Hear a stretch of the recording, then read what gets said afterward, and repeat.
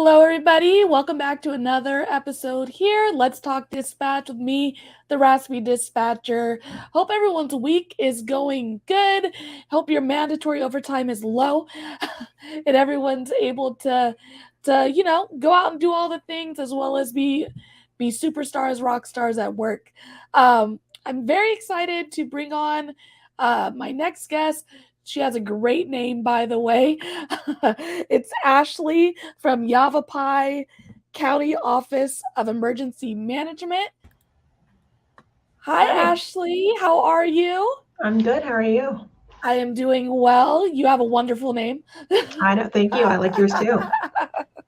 And I was sent the email. I was like, great name. So corny, but hey, you got to represent. Absolutely. Oh, can you tell me a little bit about your how you get started in safety, public safety, and your journey? Good. I think I was like most other people. I just needed a job. I was Hey. 19 and I had just moved to Arizona from Wyoming. And my stepmom at the time worked for the county, and she's like, apply for all the county jobs. So I did. And my initial plan was to work for a couple of months and then go off to college to get a secondary English education degree. But so I applied in April of 2011, didn't hear anything for months and months, as per most people. And then it was April 2012 that I finally got hired on and started. So a full year later, wasn't planning on liking it, wasn't planning on staying, and then I stayed for almost a decade. So It's so funny. The more and more people I talk to, the stumbling into dispatch is so frequent. And then the staying. Like, yeah, I was gonna put one foot in and pop right back out, and then yep, all of a sudden I'm here 10 years later and yep, I'm talking to you on this YouTube stream. yeah, So crazy. what do you think it is about dispatching that made you stay? I think it was the underlying theme of it was just being a part of something bigger than myself. I was a part of a mission, and I was a part of this effort to help our community. And then I was also an adrenaline junkie.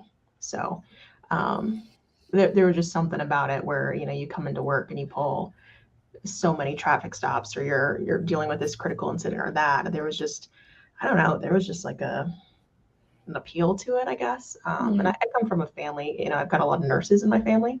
Mm-hmm. So that wasn't quite my forte, but doing something that where I felt like I was making a difference, but then kind of, I don't know, it's always something new. There, you don't get bored. I mean, well, Yeah. there's the downtimes, but it was just cool. Yeah. No, there's definitely uh always, like you said, always something new, always something that I'm just like, haven't heard that before, you know. Something's always going on in the Hmm. dispatch world. One thing that, I asked you to send me over kind of, your bio, like your history, things like that. One thing I did want to talk to you about is your journey establishing a tactical dispatch team. Um, I had a very short stint on my tactical dispatch team at my Hmm. last agency because I lateraled, so I didn't get to be on it for very long. Right. But um, I find tactical dispatch to be so cool, so fun. Um, and I bet there's a lot of agencies out there who don't have it, Hmm. thinking about starting one, Hmm. trying to figure out how to do it. So, what was your experience there? How did all that happen? And yeah. So it was 2015, and we were working the Tenderfoot Fire, which was the second Yarnell fire. And I was sitting at my console, and we had a lieutenant down at Mobile Command at the Incident Command Post doing dispatch stuff. And I'm like, why? Why is a lieutenant doing what I could be doing? Plus, I was always that nerd that was trying to do more, be more. Like, I loved it. Like, dispatch nerd is the epitome of who I was. So I started harassing my poor captain and like, why don't we do a tactical dispatch team? Why can't we, I'll go out there, I'll do this, and it would be great. And after about a year, um, so 2016 in the summer, we had another fire kickoff. He called me up on days off. He's like, here's your chance, go do it. So I rolled out to where the fire was, and the rest, they say, is history. But, you know, so I think most tactical dispatch teams we see elsewhere in the country is really SWAT centric. Our bread and butter really was with wildland fires and incident management teams, because my previous agency, they have an internal IMT. So that was kind of the appeal. And our geography is wonky out here. We have a very large county, and we don't have the luxury, so to speak, to be able to have like hot channels or emergency channels or whatever. So I would go out there, or other tactical dispatchers would go out there close to the scene. We would run communications on a simplex, so we could alleviate, sorry, goodness, the main comm center of all that traffic, because there's a lot that goes into evacuations and fires and such. So it allowed the main dispatch center to go back to normal operations, so to speak, because just because there's one emergency doesn't mean the rest of the county stops. Ain't that the truth? That was kind of our introduction to it. And then eventually we were able to tag on to SWAT negotiations, and that was a little bit harder. But I think one of the cool things with the SWAT one was one of the SWAT sergeants was actually one of the Forest Patrol sergeants, and he did a lot with fires and evacuations. So we had worked together in that regard. But he was always very hesitant with allowing us with SWAT. Then he got into a shooting. He's like, "Well, why weren't you there?" I'm like, hey now. But yeah, that allowed us to integrate with them, and it was a very cool process, and I'm very proud of it. Yeah, I definitely like our my last agency, our SWAT, our tactical dispatch definitely was very SWAT integrated. So I didn't even think about, because I only did police, so I don't even really think about the fire and medical side. So when you're out there like on a fire call and working the fire critical incident, what is the tactical dispatcher kind of doing to support those in the field? So we were law enforcement only too, Okay. but we have law enforcement manages the evacuation standpoint of it. The sheriff's going to say, "Oh, we're evacuating such and such location." So it allowed us to, when they're doing the door-to-door evacs, or they're doing roving patrols, or anything like that, we focus on that component of it. But the other side of it is that in Arizona, the sheriff has the sheriff offices throughout the state typically are the ones that pull the trigger for evacuations. So, and dispatchers were the ones that would send the emergency notification to the folks. Yes. So I could go out there to incident command, have the IC right there or someone else, and tell me, we had an iPad or my phone or whatever, and say, "Okay, where is this evacuation? Give me the exact polygon of where I need to send this message." Because that's, you know, these are the folks that in patrol, they know the roads, they know these areas. I'm in a comm center, and it's like they're telling me, "Oh, just draw it here, just draw it there." And I'm like, why don't you just show me? Yeah. So that was a huge one, was the emergency notifications. Yeah, very cool. I had to send God, what are they called? Everbridge. Recently, I just sent like my first Everbridge because at my last agency, the supervisors were doing it. So can't imagine having to send one for like an incident where you're in the middle of it, like you see the flames, you're trying to get the correct information out quickly, accurately to the right people, when you're not trying to blast 400 people who don't need that message. So I can only imagine how helpful having that tactical dispatcher on scene is in those moments. Yeah. For sure. Awesome. Well, another great thing that I think, you know, reading about your experience, your history, is for folks who are looking to get into dispatch and are trying to kind of figure out like what else can I do?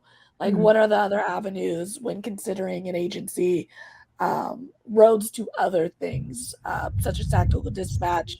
But you also have some experience with FBI crisis negotiations. Can you tell me a little bit about that? So it sounds way cooler. It does. I'm like, FBI, okay.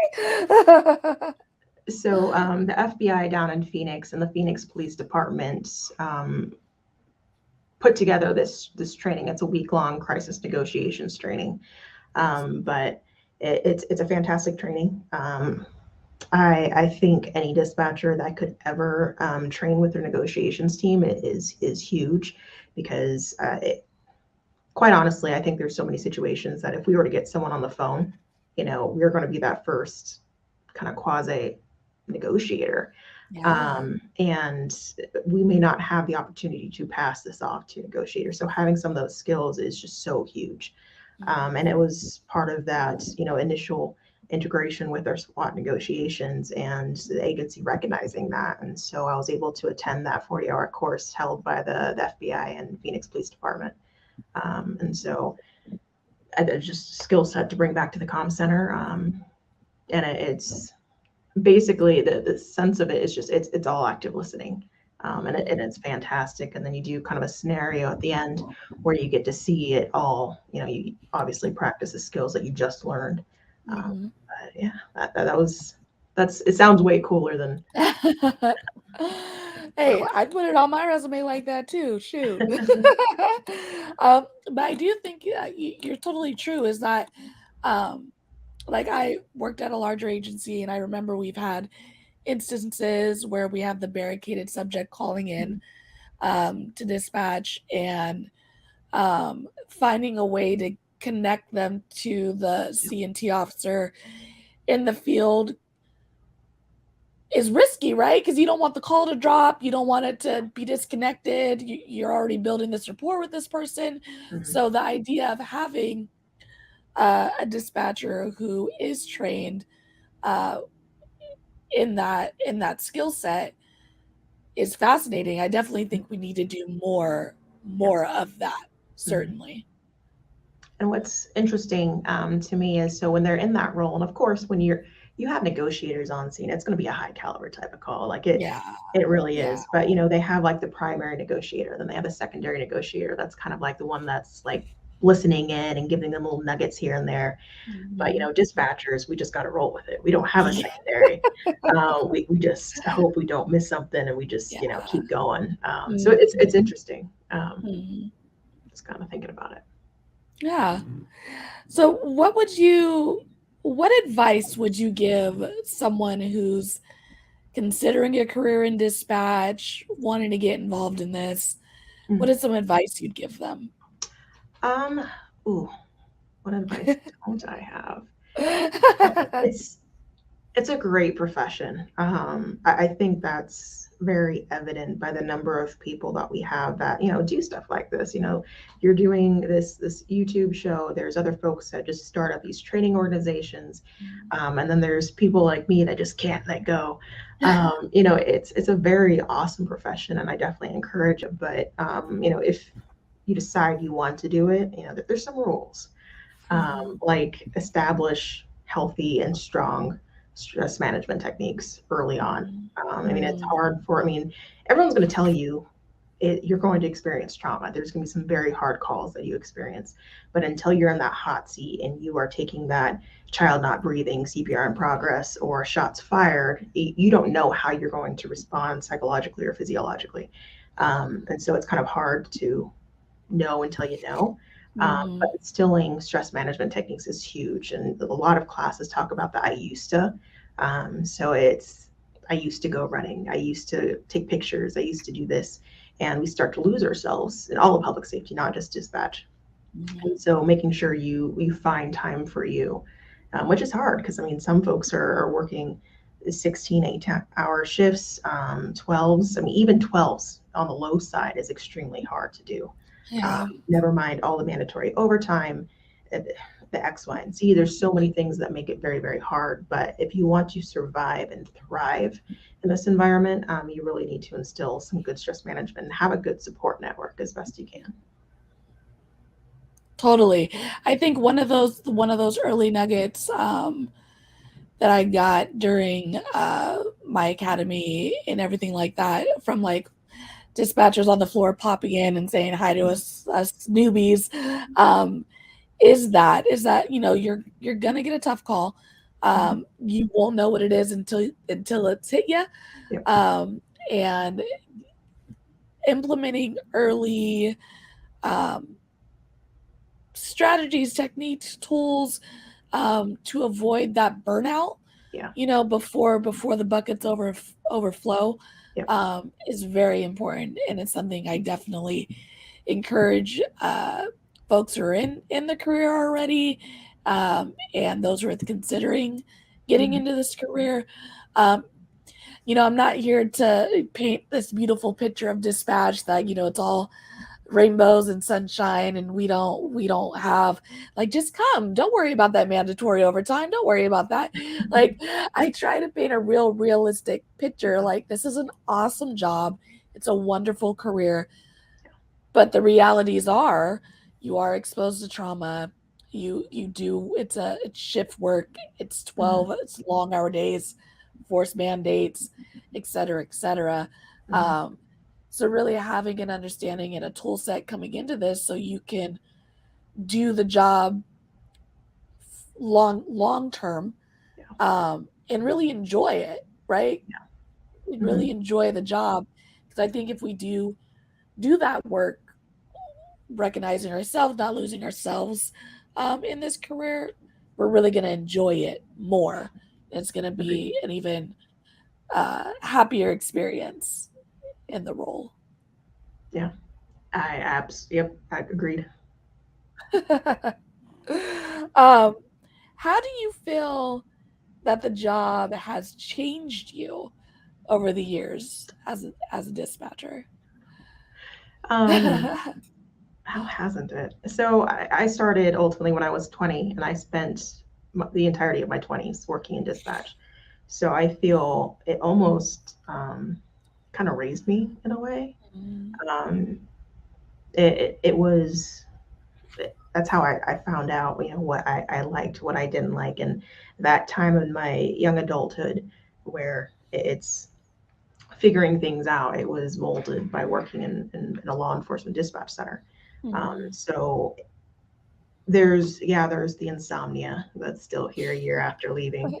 But I also 100% know that I would not be in the position I am right now if it wasn't for the experiences that I had in dispatch. I mean, looking at the tactical dispatch team, TACOM is what exposed me to emergency management. And Mm, that's how I even learned this was a world that I could explore. And that's why I pursued my education in emergency management. And here I am. Um, it just, yeah, I think it just provided a lot of skills and tools and techniques that I utilize in my professional life. It taught me lessons in my personal life. And mm, anyone who ever says that, I'm just a dispatcher, I can never do anything but dispatcher, doesn't translate to anything else, that's 100% BS. yeah. It can be applied to so many different things. And quite honestly, you tell most normal people, um, I worked as a 911 dispatcher, that their jaws are going to drop and they're going to be like, oh my God, Mhm. how did you do that? Yeah. So it's, yeah, how didn't it change me, I guess? Certainly. I mean, one of the things that I most enjoy about telling people like what I do is really giving them that realistic picture. Because Mhm. you tell them I'm a 911 dispatcher, and they're just like, "It's the craziest call you ever," like they always want to go to like, "What's the Mhm. craziest call?" And my answer is like, there's just a lot more naked people in the world than we really realize. You have no idea how many people get really overheated and need fresh air Mhm. on limbs we don't want to see. um, but really getting people like a realistic idea about the job and Mhm. kind of spreading that knowledge and awareness to folks. I really enjoy that, and I think that we're coming to a place in public safety where dispatch is becoming more and more recognizable and more on the forefront when we think about first responders. So I Mhm. think it's a really exciting time to be involved in the dispatch world. Absolutely. Yeah, no, for sure. It's hard, but it's Mhm, so worth it. mhm, mhm. So, in the role that you're in currently, you said you left about a year ago, Mhm. and went into this emergency management position. What does that look like for you, in the role that you do currently for the county that you work in? I work normal hours, which is really weird. Ooh, that is weird. Mhm. That one is still, I'm still struggling with that one. The 7 o'clock in the morning to 5 o'clock. I mean, it's a beautiful shift. Oh, yeah. It's weird. Um, Yeah. but one of the first things that I kind of realized is, the emergency operations center. That's one of the things that we do in like an emergency, to support the response. But it's a logistics component, so it deals with resources. It also deals with information gathering, and my brain's just going over like, oh my god, this is like dispatch, because that's exactly kind of what they do. They get information, they disseminate it, and then they also, when they call for resources, they're like, here we go. So being able to kind of see some of those parallels, was really kind of beneficial, because my brain is all dispatch, and so how can I, make sense of the world that I'm in now, because it's not just dispatch. I'm dealing with fire entities, police entities, medical, the whole enchilada. Mhm. But it's been a really cool experience because, I get to see more of the world than I think I saw in Mhm. dispatch. It was very centered to my agency, which makes sense. I mean, I'm dispatching for them, but I get to deal more. I see more people, so then there's a controlling of the face, which I have to learn to do. But, um, yeah, I get to interact with the community and see them in a Mhm. different light. Work Mhm. with volunteers. I have meetings with fire chiefs and police chiefs, and work to figure out what kind of plans may work. Work on training opportunities to, cover emergency operation plans and such. And so I feel like I get to do a bit more, and interact with different people, which is just, it's really, really cool. And I'm excited. Yeah, no, it sounds like an awesome, next step, or, Mhm. something that I just wrote an article for Ryan. I just sent it to him today, actually, for 911 Training Institute, Mhm. about uh, like after dispatch, life after dispatch, like how to transition, like how to step Mhm. away. Um, and I think one of the interesting things that I'm finding, like the more I talk to people, the more I dive into the world's opportunities in dispatch, is that, folks are looking for what they can do next. Like, how Mhm. can I take all of these amazing skills that I've acquired through this awesome career and, do something else with it? Right.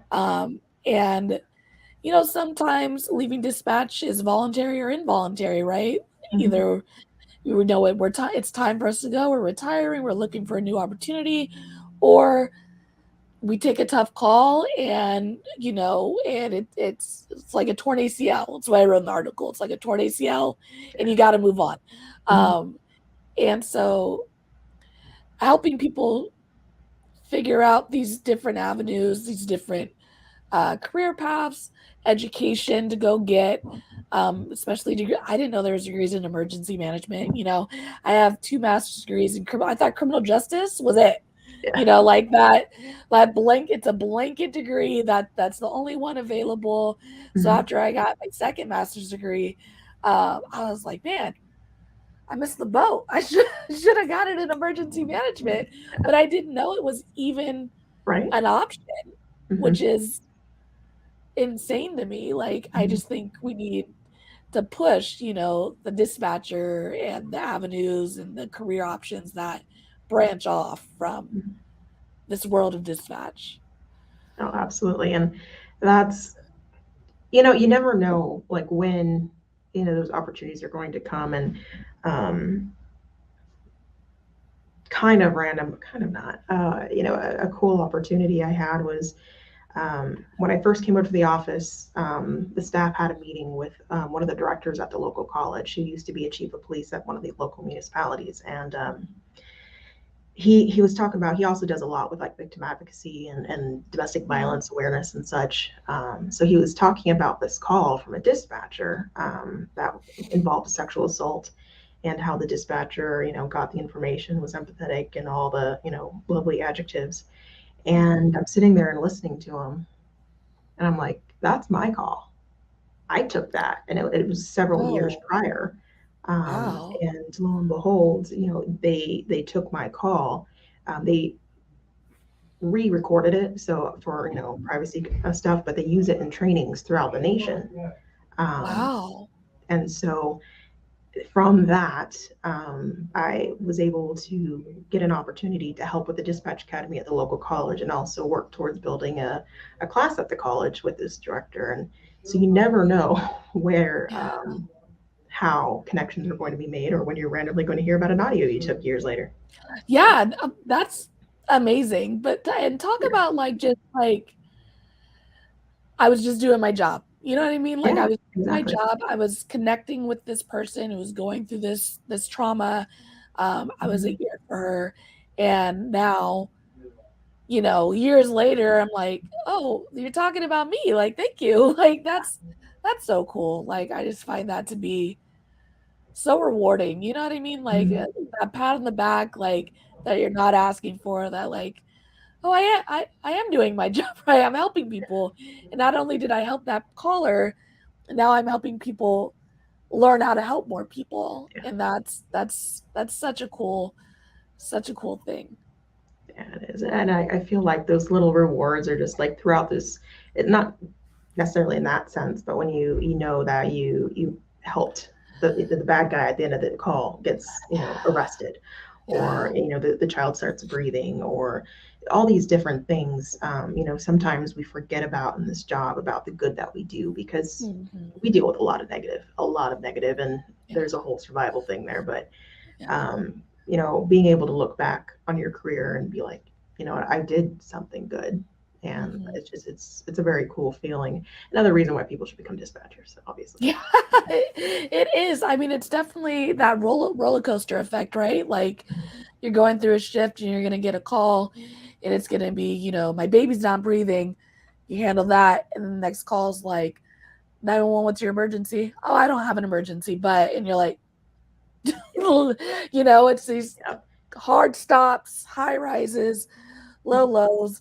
Um, but it is adrenaline, and like, I'll talk about like, oh, I didn't get to breathe, I didn't get to eat, barely got to pee.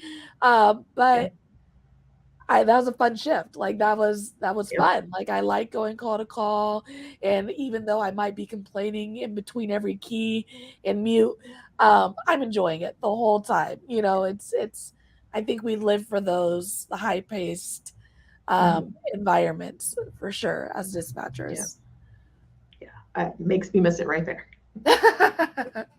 And it's so funny when we think about like just the differences um in centers. I came from a larger agency and now I'm in a smaller agency in the sense of call volume.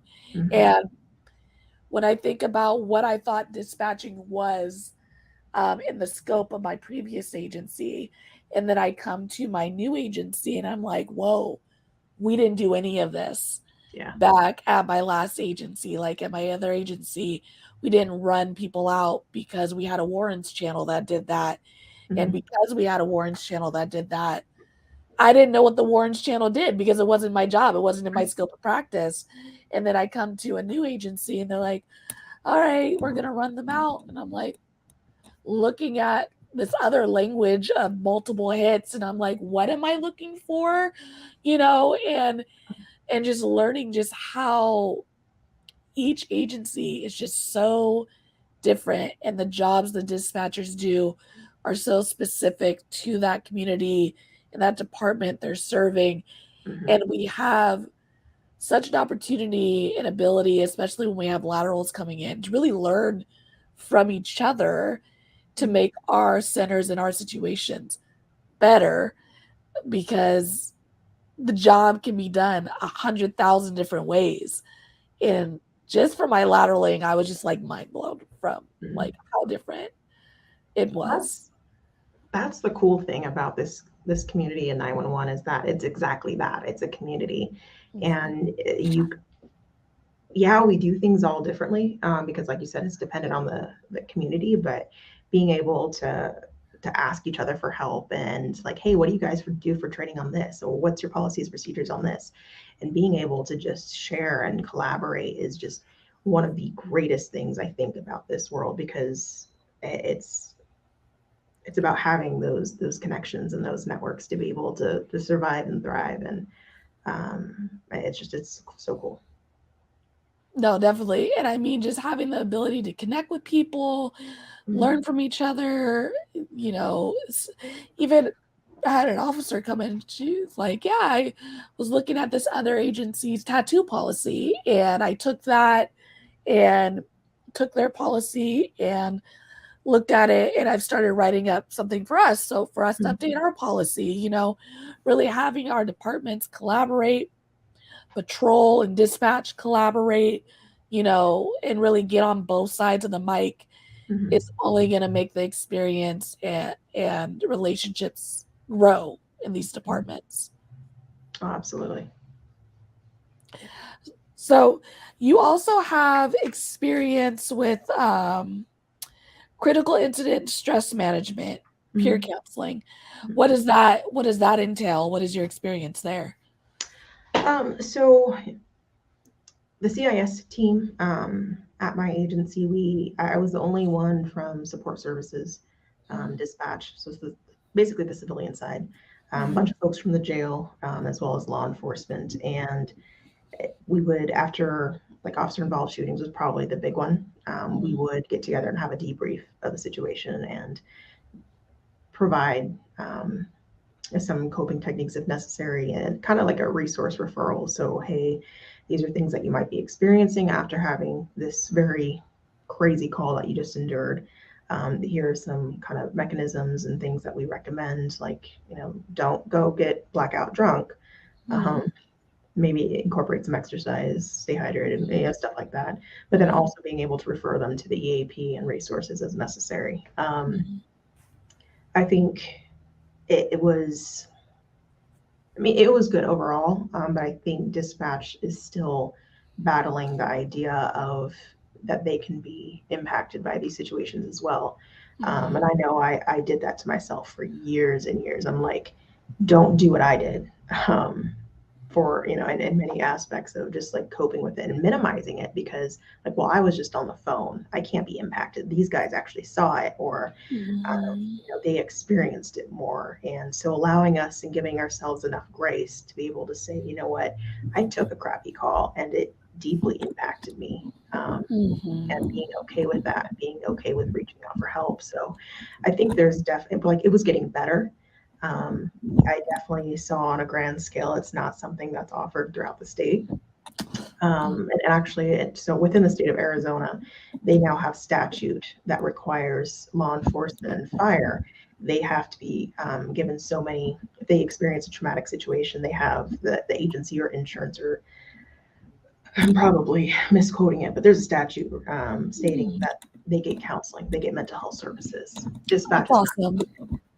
uh, That's not awesome. right. We're But considered the same classification. We're not first Mhm. responders. Exactly. But my agency actually, they have a policy on it stating that if there's a situation where dispatch encounters that and it's job related, much like for our law enforcement counterparts, they will foot that bill to Mm. equal what the statute requires. And that was not something that is statewide. So I'm very thankful for my agency for doing that. But you definitely start recognizing that there's not everyone has that, and that's unfortunate. So it was, I think, yeah. No, it's so true. And we recently in California got our bill passed, blanking on our bill name, but where we were recognized as first responders, dispatchers. So I know that's still a fight all across the states. And, we're starting to feel a little more recognized, a little more in the same Mhm. boats, in the same understands, we are more similar to patrol than we are to records. Um, Yeah, and that needs to be acknowledged and verified all across right. the states, especially when it comes to allowing access to those services, Yeah. because um, saying you need help is already hard, Hmm. right? Saying you need help is already hard. Now I'm struggling and I need to go find my own help, Yeah. when it would be a great service for me to just have it there Hmm. from my department, from the place where I'm getting a lot of my trauma from, Yeah. to provide those resources. And we definitely need that to be more accessible for dispatchers all across the board. Hmm. And I feel like it's one of those things like everyone has recruitment issues, everyone's having retention issues, and there's Yeah. small things like that may help. I'm just saying, but Yeah, that's too logical. Stop with your logic. That's crazy.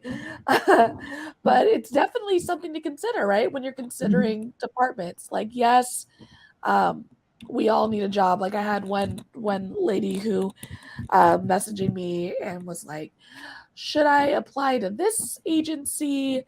Um, because they're severely understaffed and I'll get in the door. And I'm like, okay, like like that agency's struggling. Let's acknowledge that. But you got to be really committed to the struggle from day one, and Mhm. that's going to impact your experience in this line of work. Not that we shouldn't go apply for agencies that don't have short staffing.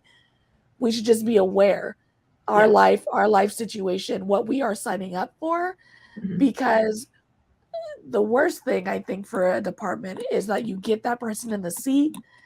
They've been told the realities, hopefully, they've been told the realities of the situation they're walking into. And Mhm. then they act like, I had no idea that we were short staffed and that I was going to be mandated and forced and this isn't fair and da da da da. And it's like, we Mhm. talked about this. Yes. We talked about this, and I imagine that can be super frustrating from the department side of things and a waste of time for the applicant as well. Um, we all got to get a paycheck, but if you're not going to be happy, and Right. acknowledge that as well, No, right? absolutely. It's a struggle. It definitely is. Um, what advice, what is one thing you would give to someone, as we're wrapping this up, as we're, something to provide them for their toolbox, for their tool belt? What is Mhm. that, like, one thing you wish someone would have told you earlier, sooner, um, something along those lines? Um, well, I think it's got to be take a proactive approach to your career. Don't wait for someone to come to you and be like, this is what we want for you, or this is the training we're sending you to. Take that proactive approach. I mean, because this is your job at the end of the day. We should have all that personal sense of responsibility, and just that want for our reputation to be good. That we recognize, oh, maybe I don't know enough about my emergency notification system, or maybe I don't know enough about CAD to make me feel comfortable, like feel like I'm deficient, and seek those opportunities to be better. And go to trainings as best you can, and put in for anything and everything. Even if you get denied for 19 out of the 20 trainings, you get approved for that one, then you've got that one shot, to go out there. And a couple different things are going to happen when you have that. Is one, you are becoming a better dispatcher Hmm. for your community, because I'm a firm believer that you should have the mentality of be the dispatcher that you would want if you had to call 911, or your loved ones had to call 911. So you are elevating your ability to do the job. You're also going to bring back that information to your comm center and elevate your peers, because you never want to be the person that hoards it just for a resume. You want to be the person that brings it back and helps your comm center. So don't be that the hoarder. But then also you're going to start networking, and networking is the single most important thing you can do at any job ever. Yes. And so when you start having those contacts, you're going to have people, for example, like radios. I speak enough of it, but I understand it. I have a hard time, like it's all in my brain and it makes sense, but sometimes regurgitating it can be difficult. But what's better is that I have contacts that I can call upon that are experts in this arena. And I know that I can have a conversation, understand their conversation, and get help in that arena. Same thing for like GIS. I'm not a GIS expert. I know enough to get by, but when I have more specific questions, I know who to call. Um, and it's about establishing that team and that network. And it may not be necessarily the team that's in the comm center, but it's a team of folks that you can call upon in general. So take a proactive approach to your career, get involved as best you can. And then the other thing is that you will start finding areas that you're passionate about. So maybe you're really passionate about mapping and GIS, and you can start specializing in that. And maybe that's a career path eventually. And sometimes it's internally, sometimes it's externally. Same thing with radio or CAD or emergency management, whatever it may be. It's just take a proactive approach and don't wait for someone to tell you. I think that is amazing. That's amazing nugget because I feel like I have recently started really taking that mindset and really trying to put that into my department, even, my RASP dispatcher stuff is really taking that proactive approach and reaching out rather than waiting to be reached out to. And the doors are just busting open. And I think that's great. And that's a great gem that you've given us for sure. Well, thank you. Yeah. I think I do. All right, everybody, that is our episode of Let's Talk Dispatch. Ashley, again, thank you so much for joining me today and leaving us with that gem. Be proactive in your careers.